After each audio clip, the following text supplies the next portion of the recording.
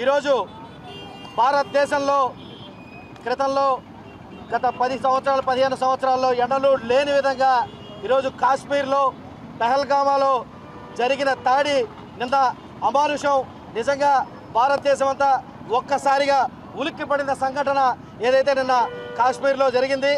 దీన్ని ఖండిస్తూ జనసేన పార్టీ అధ్యక్షులు ఆంధ్రప్రదేశ్ రాష్ట్ర ఉప ముఖ్యమంత్రి వర్యులైన శ్రీ పవన్ కళ్యాణ్ గారు ఈ 3 రోజుల్ని జనసేన పార్టీ ఆధ్వర్యంలో సంతాప దినాలుగా ప్రకటించి ఈ 3 రోజుల పాటు కార్యక్రమాలు నిర్వహించి అక్కడ మృతి చెందిన 28 మంది కుటుంబాలకు మేమందరం నివాళులు ఘనంగా అర్పించాలని చెప్పి ఒక ప్రకటన అయితే చేశారు.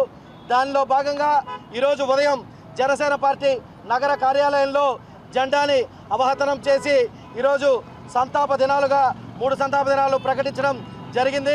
అదేవిధంగా ఈరోజు సాయంత్రం నెల్లూరు నగరంలోని పట్టణ ప్రధాని కూడల్లో గాంధీ బొమ్మ వద్ద ఈరోజు నగర జనసేన పార్టీ నాయకులు అందరం కలిసి ఈరోజు ఇక్కడ కొవ్వొత్తులతో ఆ చనిపోయిన అమరవీరులకి ఆ 28 మంది కుటుంబాలకి ఈరోజు ఇక్కడ సంతాపాన్ని తెలపడం జరిగింది.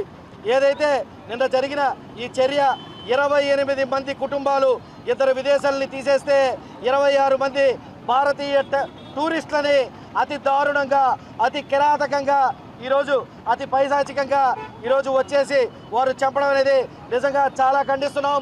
రానున్న రోజుల్లో వాళ్ళకి ప్రతీకారం ఏ విధంగా ఉంటుందో ఆ విధంగా ఖచ్చితంగా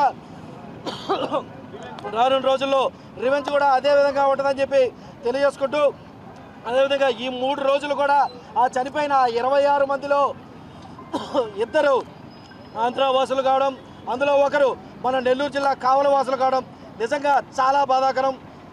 ఇంకా రానున్న రోజుల్లో ఇటువంటి చర్యలు ఏవి జరగకుండా భారతదేశ ప్రభుత్వం కానీ ఆంధ్ర రాష్ట్ర ప్రభుత్వం ఇంకా చర్యలు తీసుకునే విధంగా ముందరికి వెళ్ళాలని చెప్పి కోరుకుంటూ అదేవిధంగా ఈరోజు కొవ్వొత్తుల ర్యాలీ ఈరోజు గాంధీ భవన్ ప్రదర్శించాం.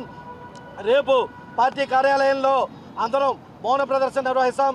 తర్వాత ఎల్లుండి మానవహారం నిర్వహించి ఈ 3 రోజుల్ని సంతాప దినాలుగా ప్రకటించిన పవన్ కళ్యాణ్ గారు ఈ ఆంధ్ర రాష్ట్రం మొత్తం మీద అందరూ కలిసి సంతాప దినాలుగా ఈ 3 రోజుల్ని జరుపుకొని ఆ చనిపోయిన వీరులకి ఘన నివాళులు ఇస్తామని చెప్పి తెలియజేసుకుంటూ సెలవు తీసుకున్నాను. జై హింద్, జై జనసేన.